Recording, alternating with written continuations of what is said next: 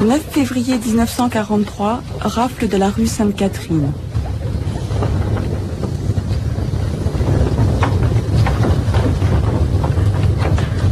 « 6 avril 1944, rafle des enfants de la maison Lisieux. »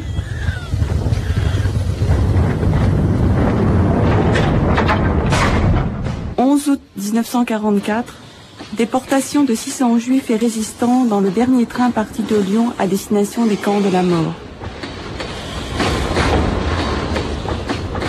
L'audience est ouverte. Je demande au service d'ordre d'introduire l'accusé, s'il vous plaît. Le 11 mai 1987 s'ouvre devant la cour d'assises du Rhône le procès de Klaus Barbie, accusé de crimes contre l'humanité. 37 jours d'audience pour établir sa culpabilité. Alors, accusé, quels sont vos noms et prénoms? Altmann Klaus. Vous êtes né à quelle date, s'il vous plaît? 25 octobre 1913. 25 octobre 1913. À quel endroit? Bad Godesberg. À Bad Godesberg. Près de Bonn. Quelle est votre profession? Commerce, Kaufmann. Commerçant. Commerçant. Et quel est votre domicile au moment de votre arrestation? La Passe. La Passe. Vous nous dites vous vous appelez Altmann. Votre père s'appelait Barbie. Depuis quand utilisez-vous le patronyme de Altmann? Je suis nationalisé depuis le 3 octobre 1957 en Bolivie. 1957 en Bolivie sous les deux noms, Klaus Altmann et Klaus Barbie.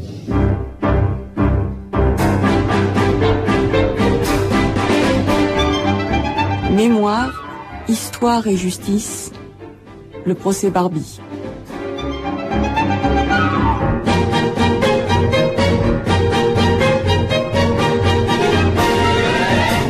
Mercredi 27 mai 1987, 13e audience. Madame Sabine Zlatin. Alors, nous vous écoutons, madame. Avant, Monsieur le Président, Monsieur le Procureur Général, Monsieur le Juré, Messieurs et Mesdames, c'est avec un cœur serré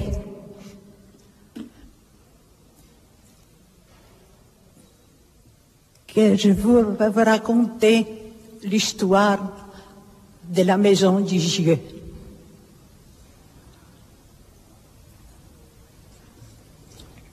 Avant toute chose, j'aimerais exprimer ici aux mères, aux parents, aux cousins, tantes, oncles, ma profonde douleur que je partage avec eux. En 1941, j'ai quitté l'hôpital de l'Auve et je me suis trouvée du jour au lendemain sans travail, tout en gardant mon uniforme de l'infirmière militaire et tout en gardant la fierté d'y appartenir.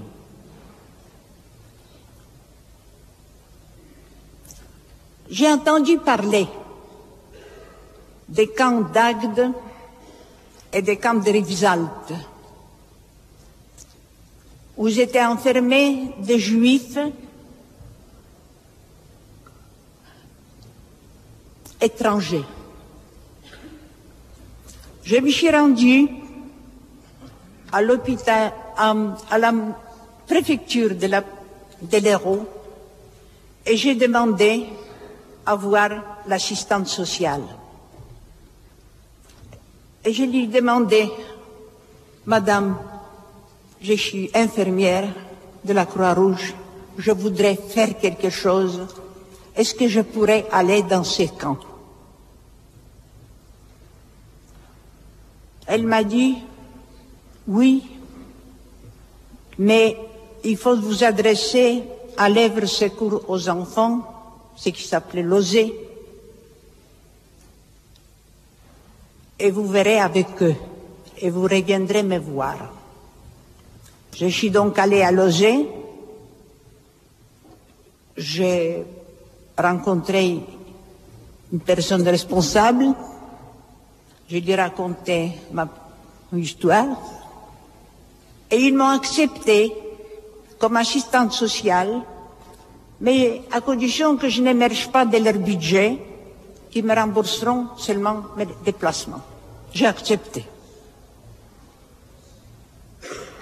Et maintenant, je voudrais vous parler de ma première venue à Agde. Il y a des gens ici qui ont des témoins, qui ont défilé nombreux, mais personne n'a parlé des camps d'Agde et des camps de Rivesaltes. Les camps d'Agde, des baraquements en bois, la paille par terre, un lieu d'aisance pour une baraque qui comprenait plus de 100 personnes, femmes et enfants. Je n'ai pas vu d'hommes. Une longue queue pour l'eau potable. Et quand je suis rentrée dans cette baraque, un silence s'est fait à cause de mon uniforme. Et puis d'un coup, un cri, mais un cri terrible, un cri que j'oublierai jamais. Prenez nos enfants.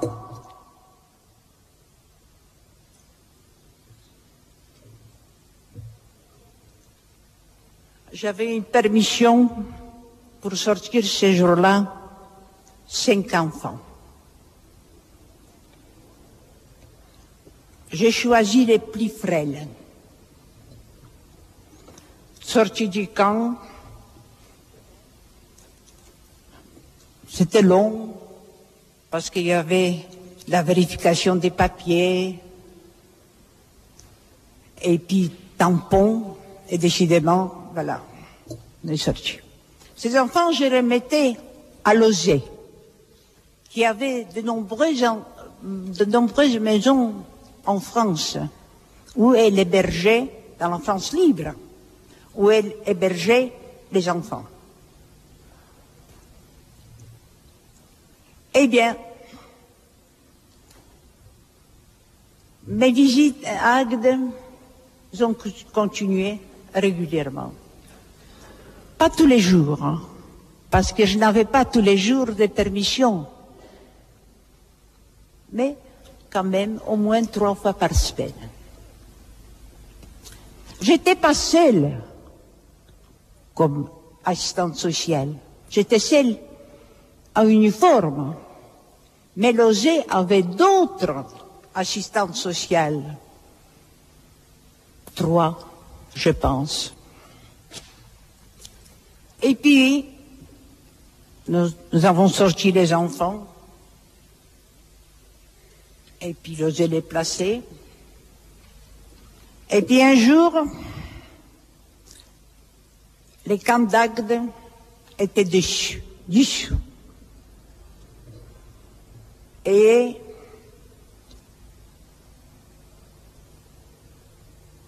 les gens étaient transportés à Rivesaltes. Monsieur le Président,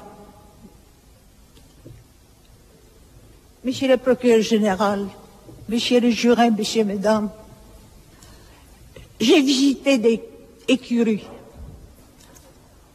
J'ai vu des étables, mais j'ai jamais vu des êtres humains dans des conditions pareilles.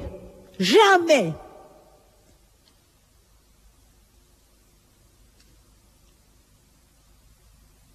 Alors, commencer des visites à Rivesaltes.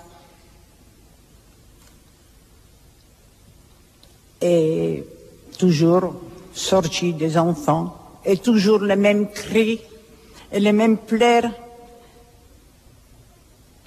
qui me poursuivent depuis 43 ans. Parce que depuis 43 ans, je porte yeux dans mon cœur. Je n'ai pas raté une année pour ne pas aller s'incliner 2 fois par an, vous savez, là-bas. Notre destin était tout à fait différent. Mais les destins, on ne les choisit pas, malheureusement. Mon mari a trouvé un travail dans une ferme à Jacou, près de Montpellier.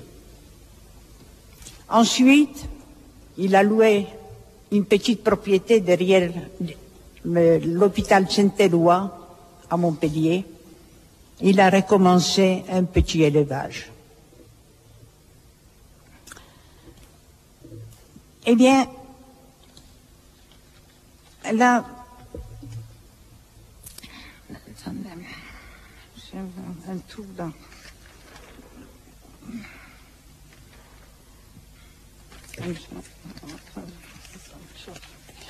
Excusez-moi, vous savez, mais...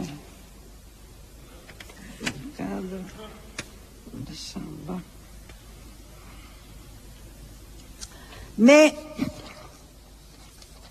en novembre 1942, la zone libre était occupée par les Allemands. Moi, j'ai continué, avec 2 autres assistantes sociales, d'aller au camp de Rivesaltes. Mais la sortie des enfants devenait de plus en plus difficile. Et on m'a dit à la préfecture, Madame Zelatin, maintenant, nous ne sommes pas seuls. Un jour, quand je suis allée au camp de Rivesaltes, un gardien français m'a dit « Faites attention parce que les Allemands sont là en civil. » Je suis encore retournée 1 ou 2 fois,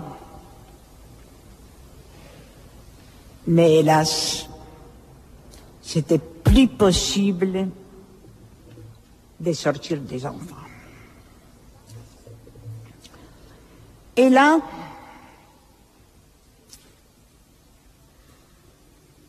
j'ai fait connaissance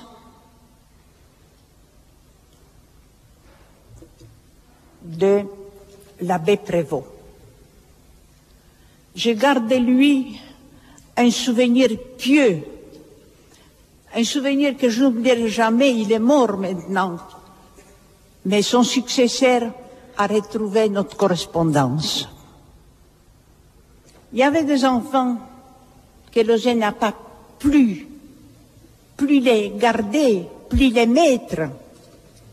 Je suis donc allée voir l'abbé Prévost, et l'abbé Prévost m'a dit « Combien d'enfants vous avez ?» Je dis « Pour le moment, j'ai 5. » Amenez-les.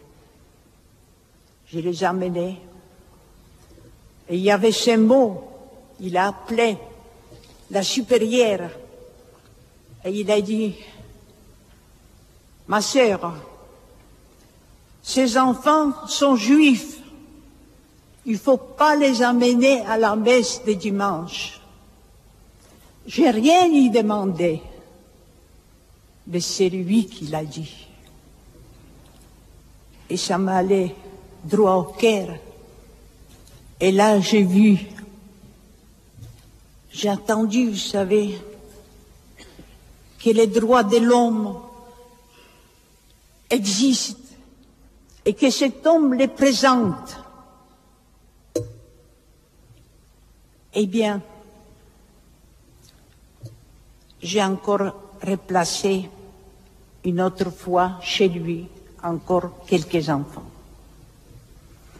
Mais un jour, il m'a dit, Madame Zlatin, je vous conseille de quitter la région.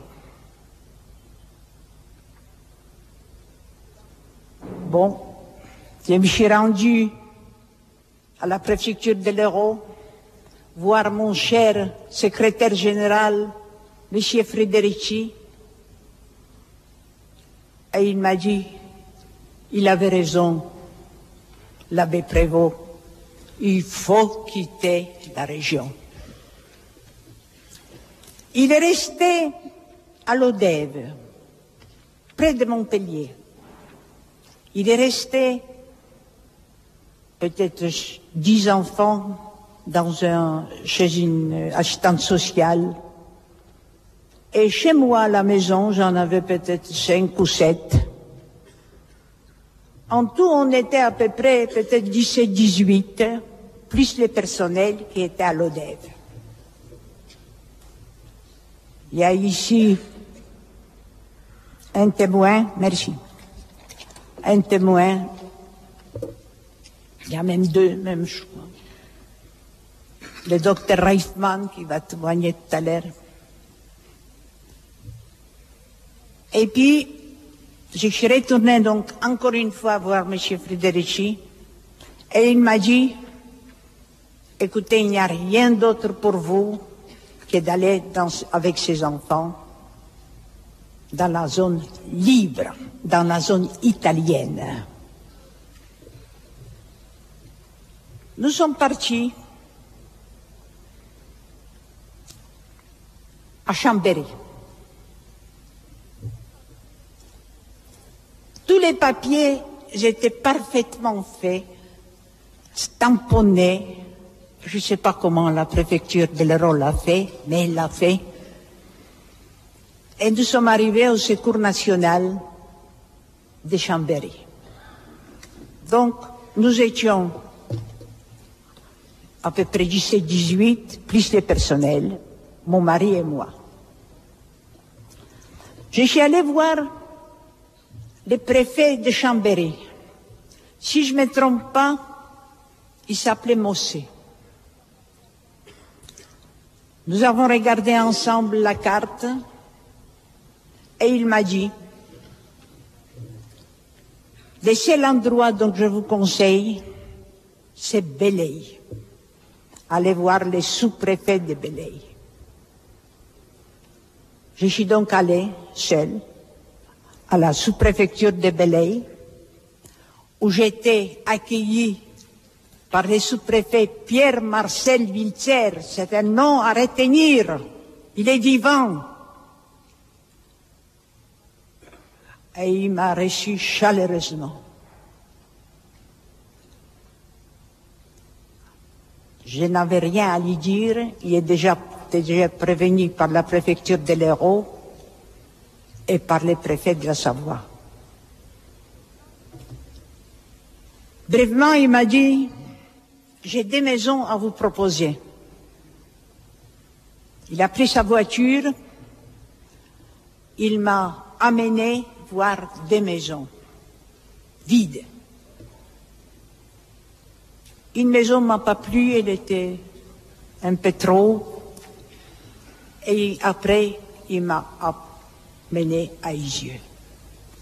Et j'ai choisi Isieux. Et je me rappelle toujours cette phrase d'un homme extraordinaire. Il m'a dit, ici, Madame Zlatin, vous serez tranquille.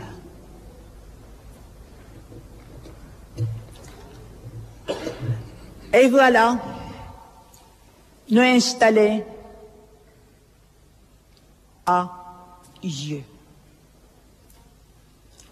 Le Secours national, par la secrétaire de la sous-préfecture, Mademoiselle Cogent, qu'on n'a pas pu la toucher, on ne sait pas si elle est vivante, nous a procuré des ustensiles de première nécessité. Et puis,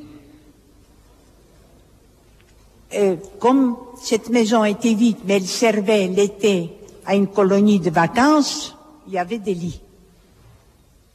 nous nous sommes installés aussi bien que possible. Et j'ai dit à mon mari, j'irai voir les mères. Je suis allée voir les mères, il s'appelait Tissot. Et je lui ai dit, monsieur le maire, nous sommes des enfants, j'ai des enfants réfugiés de l'Hérault. La maison s'appelle la maison d'enfants réfugiés de l'Hérault. C'est sous ce nom-là qui est inscrit à la sous-préfecture et à la préfecture et à la préfecture de Montpellier. Et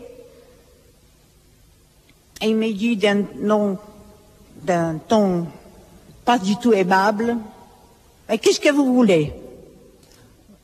J'ai dit, monsieur le maire, nous avons de l'argent, mais nous avons quand même 18 enfants et du personnel à nourrir.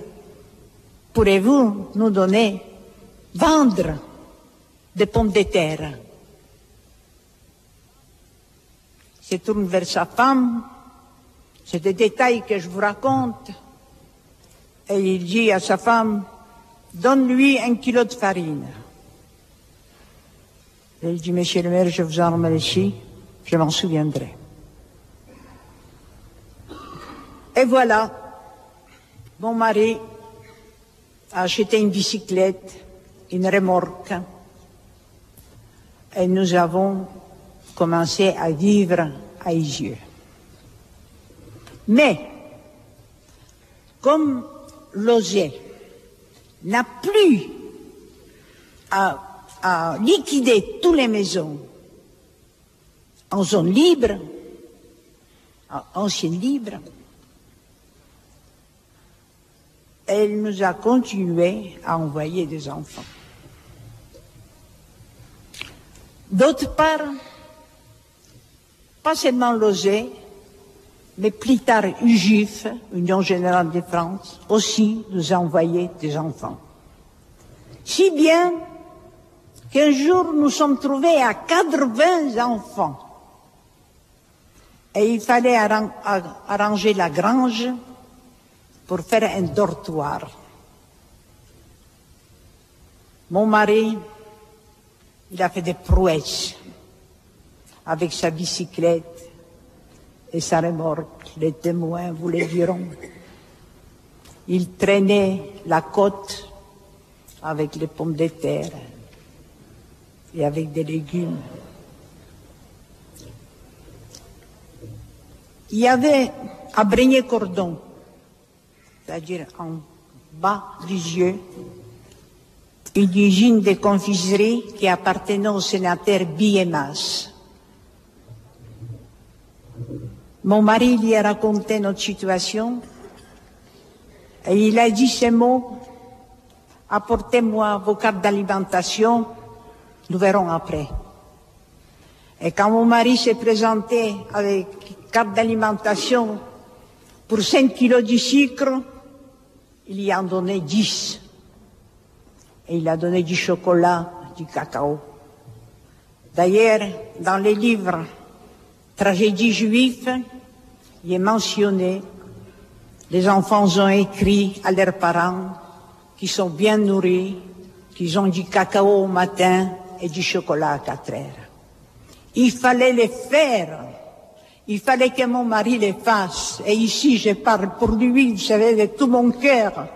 Parce que c'est lui qui a fait ça. C'est lui qui a nourri. C'est pas moi qui a pu faire ça. Eh bien, voilà, il fallait absolument diminuer le nombre d'enfants.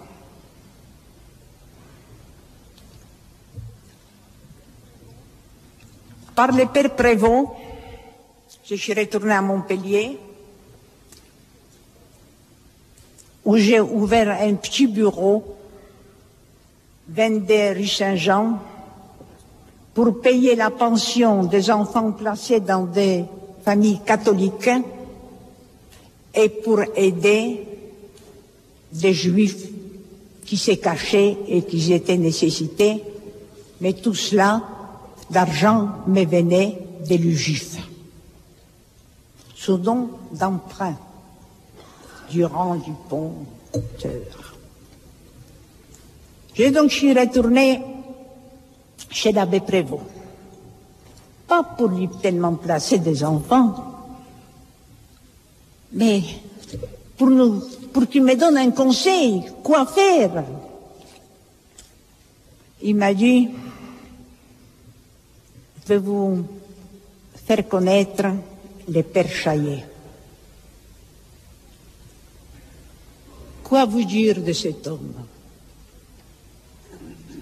Les mots me manquent. C'est un homme formidable. Bon, nous avons diminué le nombre d'enfants. Nous sommes restés une quarantaine. Et de nouveau, parce que j'allais souvent à Montpellier pour payer les pensions et tout, de nouveau, je suis retournée chez l'abbé Prévost. Et pourquoi je suis retournée? C'est parce que un médecin juif qui était installé à Brignais-Cordon au bas du Gieux était déporté. Pour nous, la sonnette d'alarme a sonné. Il y avait quelque chose dans l'air et il fallait dissoudre la maison. Donc l'abbé Prévost m'a dit, je ne peux pas vous prendre 44 enfants à la fois.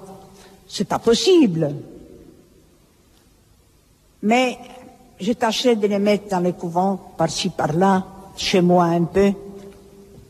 Ramenez-moi toujours une quinzaine. Donc, c'était entendu. Je suis retournée à la préfecture de l'Hérault et tout était arrangé pour que je ramène 15 enfants le 12 avril 1944, c'est-à-dire après les fêtes de Pâques. J'étais à Montpellier à partir du 1 ou 2 avril pour faire toutes ces démarches. Et là, le 6 avril, j'étais chez mon ami Bert Weber, 61 cours Gambetta à Montpellier. J'ai déjeuné chez elle. On m'a apporté un télégramme, famille malade, maladie contagieuse, sans signature. J'ai compris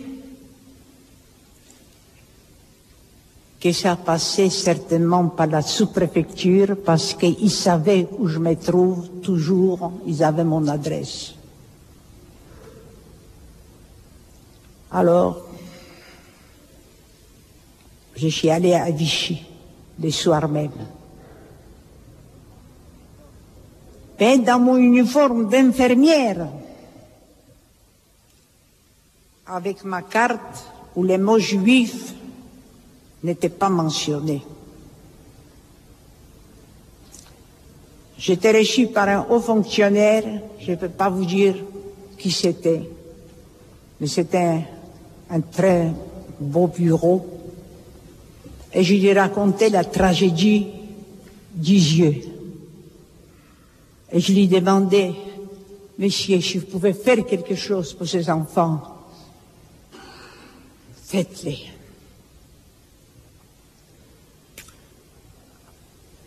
Il est sorti de la pièce, il allait dans une autre pièce, et il est revenu en disant, pourquoi vous vous êtes occupé de ce sale youpin?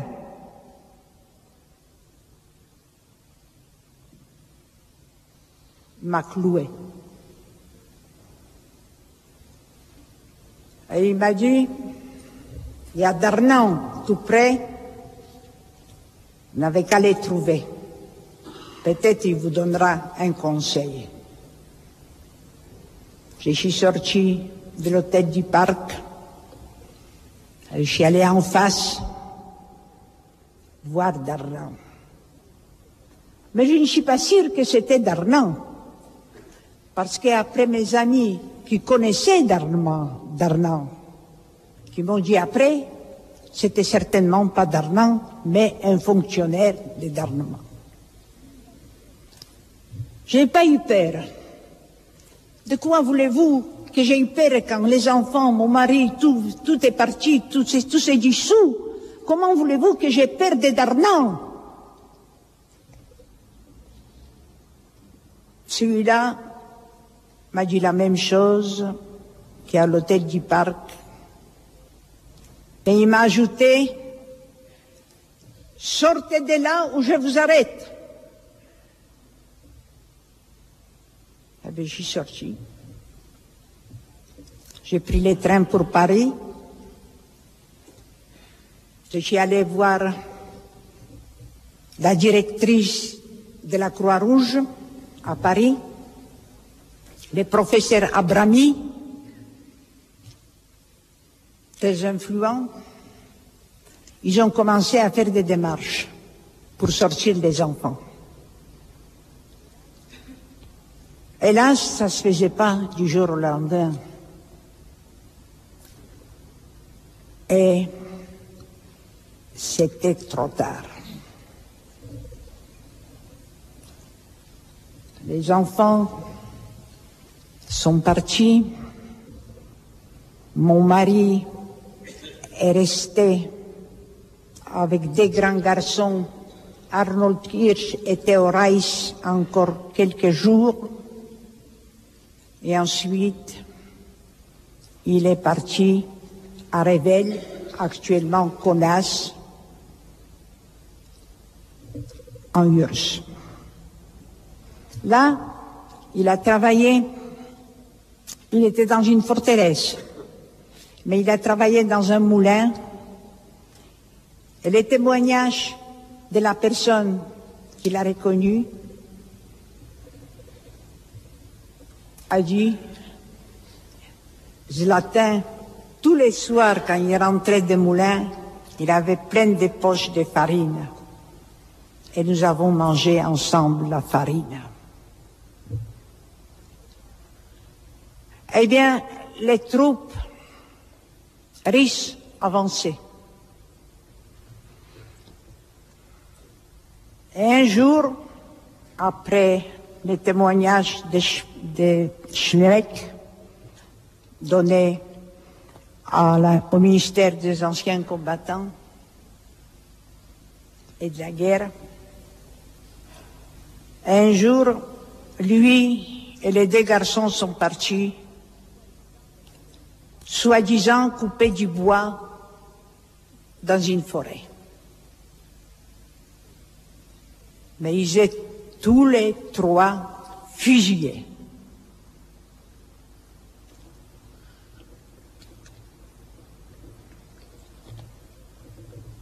Vous savez, quand on arrive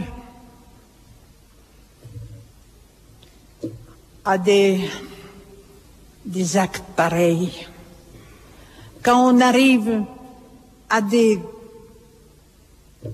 choses pareilles, depuis le début je suis là, j'écoute, c'est atroce. Je suis allé à Paris et je suis rentré dans la résistance. Et la résistance, c'était le mouvement de libération nationale, service de renseignement, les mêmes que Jean Moulin. C'était la suite que nous avons prise. Et là, j'ai travaillé et j'ai connu Agnès Bidot, la sœur de Georges Bidot, J'ai connu Georges Bidault. Et puis, tas de gens, donc j'évoquerai quelques noms.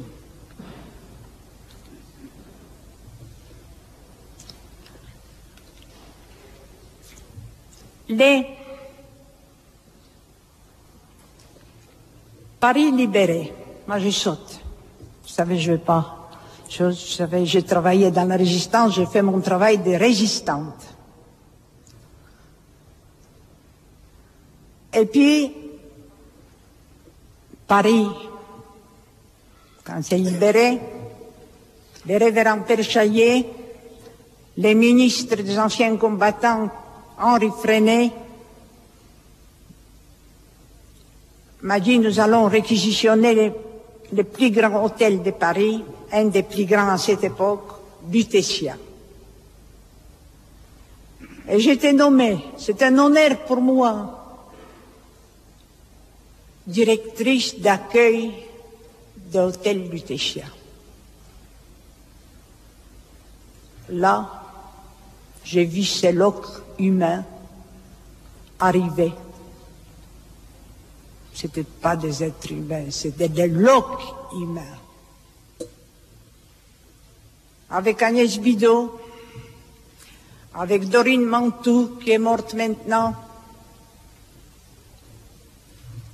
avec Yvette Richman, avec Tadani, nous avons organisé l'accueil. Et quel accueil! Ces gens, il ne fallait pas leur donner n'importe quoi à manger, il fallait faire des régimes, enfin tout ça, c'est des détails. Bon, un jour, il y avait un panneau avec les photos des disparus. Et un jour, un homme en capote russe, il s'appelle Schmeck, vient vers moi et il me montre la photo de mon mari et les deux garçons. Et elle dit, c'est votre mari, il était fusillé le 31 juillet 1944, le jour de notre mariage à Nancy.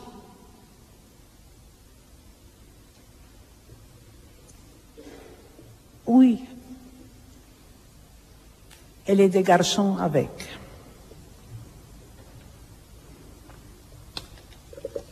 Eh bien, je vais vous dire, et je vais dire surtout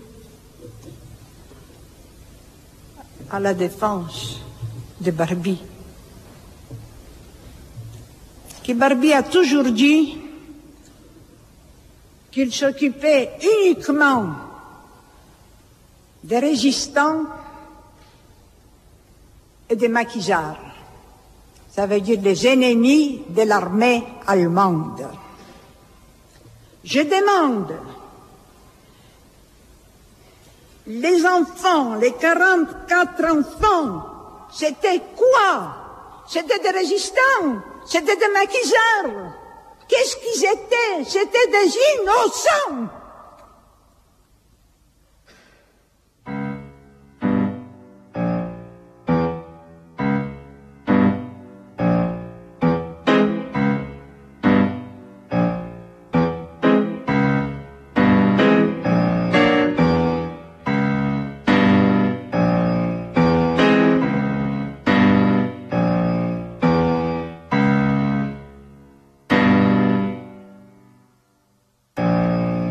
Bertrand Poirot-Delpech. C'est 44 enfants, dont l'âge moyen est nettement en dessous de 8 ans, bon, qui pataugent dans une petite fontaine sublime de beauté et de sérénité. Il y a une villa de colonie de vacances presque à l'écart du drame qui se joue dans le monde entier.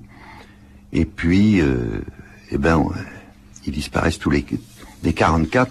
Et ils ne font même pas le voyage ils font le voyage de Drancy-Auschwitz et ils n'entrent même pas dans le camp. Ils sont gazés, probablement, ça fait partie des gazés par des échappements de camions, enfin, en tout cas, ça c'est je dis dans tous les témoignages et toutes les preuves, c'est une espèce de diamant, c'est-à-dire que c'est l'innocence massacrée, et tout est là. Il suffirait 10 yeux pour accuser le régime en son entier. Donc voilà pour ça que je suis plus attaché qu'à d'autres moments, mais parce que la preuve est suffisante, comme on dit en logique. Il y a aussi un incident dont on ne s'est pas tellement souvenu, c'est qu'en bas de la côte qui monte à Isieux, dans des camions loués, parce que la Wehrmacht n'avait même plus de camions pour transporter les gosses, tout d'un coup, d'abord vous savez qu'ils chantaient vous n'aurez pas l'Alsace et la Lorraine, pour se raccrocher à une espèce de défi enfantin, disant nous ne sommes pas seulement des scolaires dans un camion bâché, nous avons des réflexes, et ils ont chanté, c'est insupportable, on verrait ça dans une série télévisée, on chialerait comme des veaux. Mais ce qui s'est passé, qu'on connaît moins, c'est que dans un virage, Briey-Cordon, en quittant la butte d'Isieux, tout d'un coup, il y a une dame dont le nom est connu, qui a reconnu un enfant qui n'était pas à la colonie et qui montait jouer là-haut parce qu'il y avait là une bande de gosses qui voulaient faire des batailles de foulard ou de cache-cache dans la montagne. Et tout d'un coup, la dame l'a pris par son short et l'a fait descendre du camion, et elle a dit à l'encadrement allemand, celui-là il n'est pas juif, vous n'avez pas le droit d'en voir. Et ils n'ont pas moufté. Là, on est dans les cas mirobolants de chance ou de malchance. Mais le symbolique avait beaucoup d'importance. C'est pour ça qu'on a eu raison, me semble-t-il, de faire un procès un procès moral, disons, au pape Pie XII.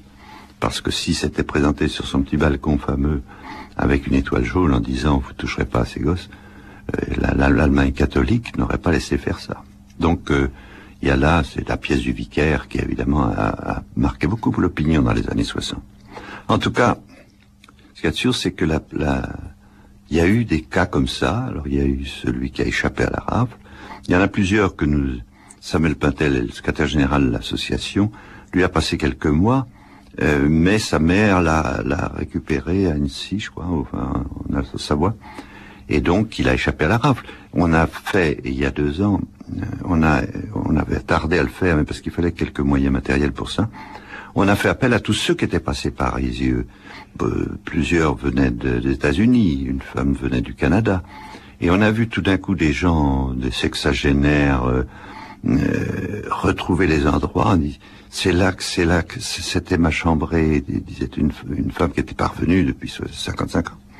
Ou bien, et tout d'un coup, les souvenirs d'enfance ont été évidemment tout enregistrés, filmés, et ça sera un document capital. Alors, il y a eu Feldman, il y a eu comme ça des cas miraculeux, ceux qui sont passés 2 mois, 3 mois, un bout de printemps ou d'hiver, et puis qu'on est venu rechercher en disant ça n'est pas sûr comme endroit, et ils ont dû la vie à ce réflexe-là. Encore fallait-il avoir une famille capable de prendre cette initiative, ce qui n'a pas été le cas de Simone Lagrange, que ses parents avaient précédé à Birkenau. Alors voilà, c'est des cas en effet. Ce qui prouve bien en tout cas, c'est que sans se figurer la suite parce qu'elle était inimaginable, elle était connue dans son horreur, c'est évident. Et quand on connaît l'endroit, vous y êtes allé, on se dit mais vous savez, ça monte, et les camions de l'époque devaient mettre, je sais pas, venant de Grenoble ou Lyon, ils devaient mettre 3 heures pour monter là-haut. Chercher, ils demandaient leur chemin, des vieux gazogènes qui montaient la côte, c'est poignant d'absurde, quoi. Et donc les parents se sentaient coupables d'avoir mis leurs enfants dans cet endroit qui semblait à l'abri de toute menace. Et puis il y a ceux qui n'y avaient pas mis eux-mêmes, mais l'OSE et autres organisations avaient été convaincus de les mettre hors danger là-haut, et sans que les parents aient eu part à la décision. Mais ces parents, c'était affreux parce que les années n'avaient pas effacé leur la honte, je ne sais quel remords de ne pas avoir eu le bon choix au printemps 44.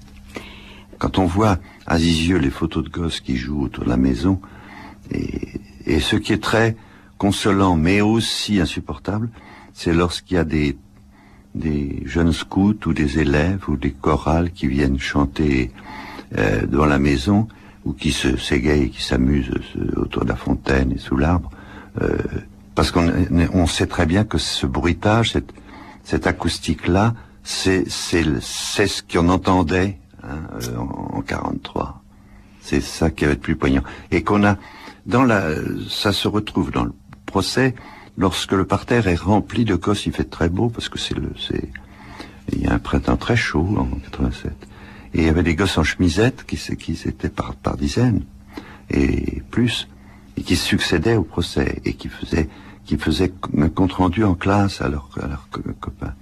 Et tout d'un coup de les voir sortir et de se jeter sur une limonade, il y avait une ambiance de voix perchée, de rire pour rien, l'ambiance d'enfance se retrouvait, et c'est probablement ce qui avait de plus poignant dans le déroulement du procès, c'est que la vie avait continué sans eux. J'ai un souvenir de radio, d'auditeur, très précis, qui est lié à ce procès Barbie. Jean-Claude Grimbert. Alors il y avait dans le procès un personnage qui était l'avocat de Barbie, Jacques Vergès, qu'à l'époque je connaissais pas très bien. Depuis, j'ai eu la possibilité à mon corps défendant de le voir agir et de l'entendre. Et alors ce souvenir précis, c'est en fait une émission sorte de magazine, je pense sur France Inter, parce que j'écoutais beaucoup France Inter, et comme on fait beaucoup à la radio, on avait mis en présence Jacques Vergès, l'avocat de Barbie, et Madame Zlatin, l'héroïne de l'histoire, la rescapée, puisqu'elle était à Nice pour essayer de déplacer les enfants de la maison d'Izieux. Moi-même, à Moissac, j'avais été déplacé avec les autres à temps, puisqu'après il y a eu une opération sur Moissac. Donc, cette Madame Zlatin était face à Vergès et elle parlait de ce qui s'était passé, de la responsabilité de Barbie. Et Vergès, de sa voix que je n'essayerai pas d'imiter et qui donne envie d'écraser les mouches au sol, a dit, mais vous dites des choses, ça s'est passé il y a 50 ans, il y a eu tellement de choses depuis. Et elle a eu cette réponse extraordinaire qui me fait encore lever les poils des bras, rien qu'à l'évoquer. Elle a dit, pour moi ça s'est passé hier, je revois chaque visage de chaque enfant. Voilà. Et je crois qu'en fait, ce bref échange racontait tout. Pour les bourreaux et leurs avocats, le temps arrange tout. Pour les victimes, le temps n'arrange rien. Et je dirais même, non seulement il n'arrange rien, mais il empire les choses. Voilà. C'est-à-dire que ça n'est pas parce que vous étiez enfant que 60 ans après, si un souvenir revient, ce souvenir est très très... Voilà. Et je pense qu'elle a dit, à la fois, et sur le temps différent que vivent les coupables et les victimes, et je pense qu'on peut élargir le sens de la culpabilité, et pas de la garder. Alors je dis pas que Vergès est coupable, mais il parlait au nom de cet homme. Pour en finir avec Madame Zlatin, elle était devenue libraire. Et une libraire tout à fait spécialisée, puisqu'elle achetait et elle vendait des livres anciens concernant le théâtre. Et j'ai appris ça dans une librairie qui s'appelait le Pont Traversé, qui était tenue à l'époque par Marcel Béalu et son épouse. Et donc c'est son épouse qui m'a dit, vous devriez un jour rencontrer Madame Zlatin, d'abord parce que elle fait Elle s'occupe de théâtre, et vous aussi, et vous auriez sans doute des choses à vous dire.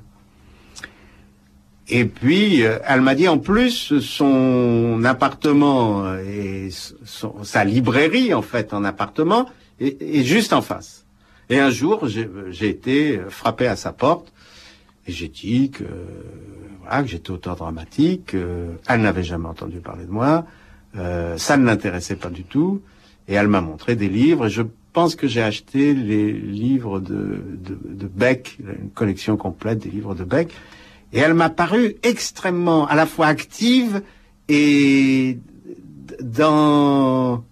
on l'aurait imaginé dans un atelier de confection, on l'aurait imaginé dans des tas d'endroits, et là, elle était à la fois dans son élément, et en même temps, on la sentait ailleurs. Et je n'ai rien pu j'ai jamais pu lui poser de questions, et je n'ai jamais pu,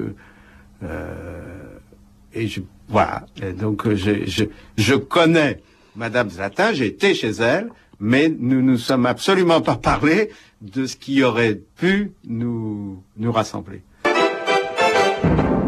François Mitterrand, critiqué par les partis civils juifs lors du récent procès Touvier, parce qu'il s'était interrogé sur l'opportunité de rejuger après un demi-siècle des individus qui ne sont plus aujourd'hui que des vieillards, s'est rendu ce matin dans l'Ain. Il a présidé l'inauguration de la Maison des Enfants d'Isieux, transformée en musée commémoratif. C'est là, en effet, que 40 enfants juifs et 7 adultes furent arrêtés par la Gestapo en 1944 et transférés au camp de concentration d'Auschwitz. Le chef de l'État, en présence de Sabine Zlatin, l'ancienne directrice de cet établissement, au moment de la RAF, a rappelé l'importance du culte du souvenir afin que tout soit mis en œuvre aujourd'hui pour que de tels faits ne se reproduisent plus. François Mitterrand.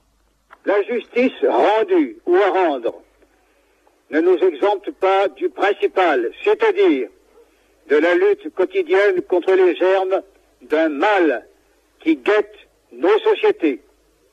Qui peut assurer que sur notre sol même, il ne menace plus? Des propos, des insultes, des inscriptions sacrilèges, des profanations de tombes, laissent à penser, selon l'expression fameuse, que la bête est encore vivante. Lutter contre elle, c'est affermir la République, qui n'est pas seulement un système d'institutions, mais aussi une philosophie. La République s'incarne dans un lieu familier entre tous. L'école, c'est à l'école qu'il convient d'enseigner aux enfants de France l'histoire des drames que nous commémorons aujourd'hui, journée nationale de la déportation. Et je m'émeus à la pensée que la maison d'Isieux fut aussi une école. François Mitterrand au micro de Maurice Fusier. Bertrand Poirot Delpech. Isieux est devenu un symbole et un lieu de pèlerinage, pour ainsi dire. Mais c'est seulement en 1994, Mitterrand étant monté là-haut pour inaugurer la maison, que Sabine Zlatin a obtenu la reconnaissance publique de l'endroit comme un lieu de mémoire.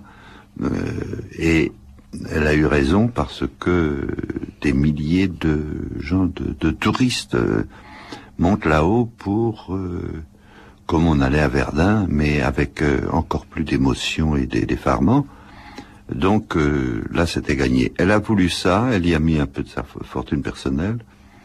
Et avant, c'était une maison qui était relouée, la vie avait continué, il y avait d'autres locataires. Et puis c'est devenu maintenant un lieu classé, puis appartenant à l'État et au département, enfin à la région, géré par ses pouvoirs nationaux et locaux. Et donc il y a seulement 10 ans. Et avant c'était donc loué, et ça n'avait pas pris ça a suivi finalement le déroulement de ce que j'ai appelé l'historiographie de la mémoire. C'est que on n'aurait pas imaginé d'en faire un lieu de recueillement et de preuves intactes dans les années 50 ou 60. Donc c'est pas un hasard si ça a eu l'histoire elle-même a eu c'était une volonté de Madame Zlatin. Maintenant, comment les gosses se sont retrouvés là-haut, c'est que elle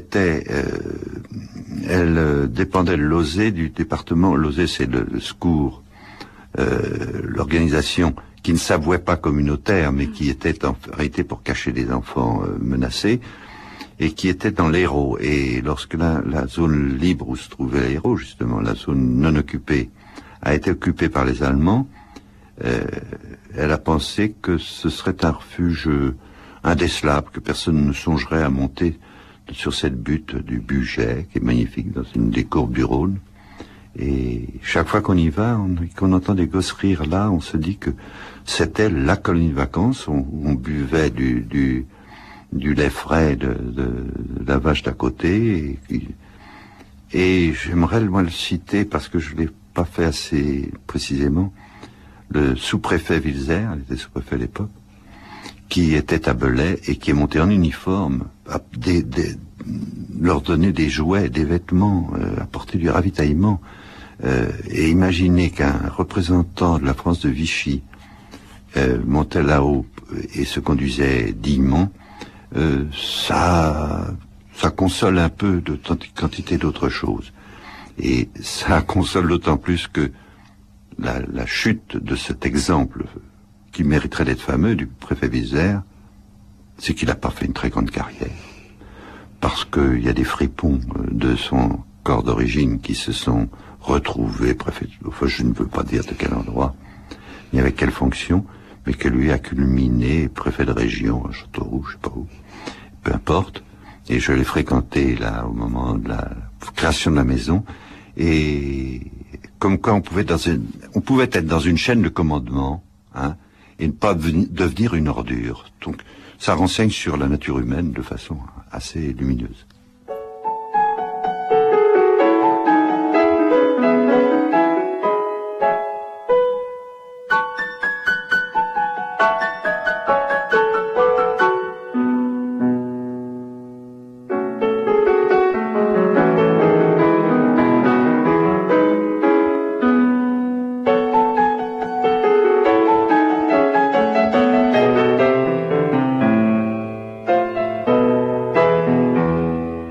Le procès Barbie.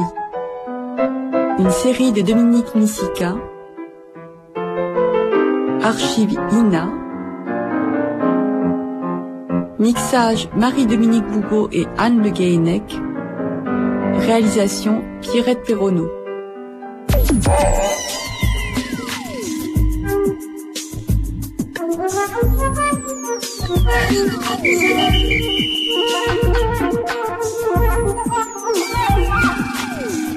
France Culture se met à l'heure d'été du 26 juillet au 29 août.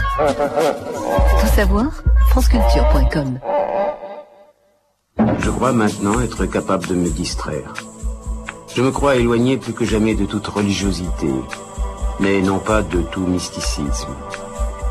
Les objets me touchent maintenant en tant qu'objets, et non d'un point de vue subjectif. L'univers me sollicite de tous côtés. Je puis voyager, avoir des aventures amoureuses, boire de l'alcool dans un autre but que celui de m'étourdir. Je puis à présent m'intéresser et ne suis plus obligé de me toucher pour savoir si je suis vivant. Un réveil. Je vis au participe présent. Sourire, émotion, insolite, prestigieux souvenir, un trésor qui a pour nom archive. Rêve. Dans une prison, un savant, détenu pour des raisons politiques, passe son temps à couvrir les murs de son cachot de graphiques à la craie, représentant en coupe la manière dont la prison doit s'effondrer. Aux plus belles heures de l'été, redécouvrez chaque jour les pages arrachées au journal de Michel Léris, dites par Jean-Louis Trintignant à 8h10, les savoureux échanges Hitchcock-Truffaut à 8h30, Gaston Bachelard, tel qu'en lui-même, 9h05, et de Giacometti à Balthus, Picasso ou Man Ray, ces étrangers qui font la France, à 14h. Enfin, à l'heure où un nouveau jour vient à peine de commencer, 0h10, des hommages à Jacques Meunier, André Gillois, Paul Guimard. Mes amis et moi aimons les échymoses des Esquimaux aux mots exquis. Les archives de l'été, sur France Culture, du 26 juillet au 29 août. Faites bouillir votre air. Éric Satie. Tout savoir, franceculture.com.